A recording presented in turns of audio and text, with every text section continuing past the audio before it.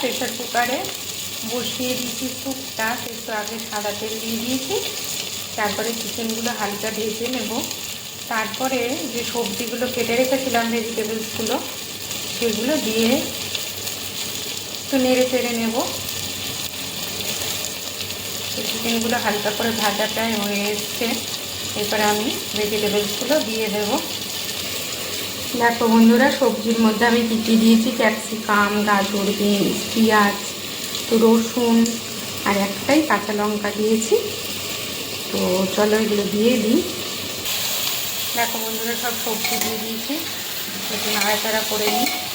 একটু লবণ দেবো এর মধ্যে, হলুদটা দেবো না।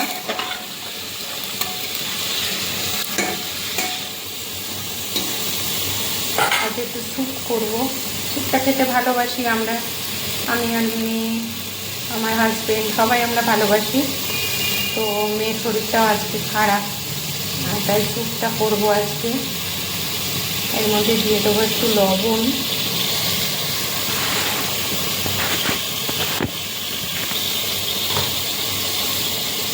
এর মধ্যে লবণটা আমি দিয়ে দিলাম।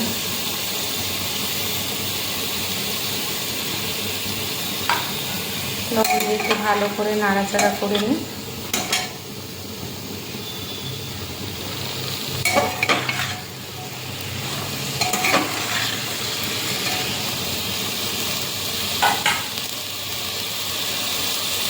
ভালো করে নাড়াচাড়া করে তারপরে আমি জল দেবো। দেখো বন্ধুরা, সবজিটা আমি হালকা নাড়াচাড়া করে নিয়েছি কিছুক্ষণ।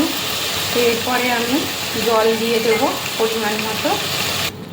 দেখো বন্ধুরা, পরিমাণ মতন জল দিয়ে দিয়েছি। আর একটা জিনিস দেবো এর মধ্যে, স্যুপটাকে সামান্য একটু ঘন করার জন্য এর মধ্যে দিয়ে দেবো কর্নফ্লাওয়ার।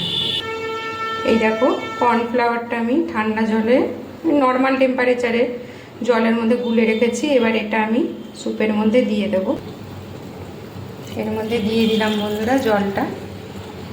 স্যুপটা সামান্য একটু ঘন ঘন হবে, বেশ খেতে খুব ভালো লাগবে। এরপর প্রেসার কুকারে ঢাকনাটা লাগিয়ে দেব।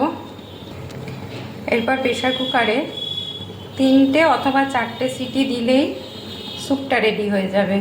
তো রেডি করে তারপরে ফিরে আসছি। দেখো বন্ধুরা, এরপরে এই বাটারটা আমি দিয়ে দেব স্যুপের মধ্যে। দিয়ে দিলাম, দিয়ে একটু নাড়িয়ে চালিয়ে নিলাম। দেখো স্যুপটা পুরো রেডি হয়ে গেছে। দেখো স্যুপের গ্রেভিটা একটু ঘন হয়েছে এই কর্নফ্লাওয়ারটা দেওয়ার জন্য। খুবই টেস্টি হয় স্যুপটা খেতে, তোমরা অবশ্যই একদিন করে খেও। আমার মেয়েকে আমি ছোটোবেলাতেও খাওয়াতাম, আর এখনও ভালোবাসে, মাঝে মাঝে এটাই করি। তো স্যুপটা ঢেলে নিই প্রেসার কুকার থেকে। দেখো বন্ধুরা, আমার স্যুপ রেডি। গরম গরম স্যুপ, দারুণ লাগে খেতে। রেডি হয়ে গেল স্যুপ। তোমাদের কাদের ভালো লাগলো ভিডিওটি? যদি ভালো লেগে থাকে তাহলে একটা লাইক, কমেন্ট, শেয়ার করে দিও বন্ধুরা। আজকের মতন এইটুকুই, আবার দেখা হবে পরের কোনো ভিডিওতে। টাটা।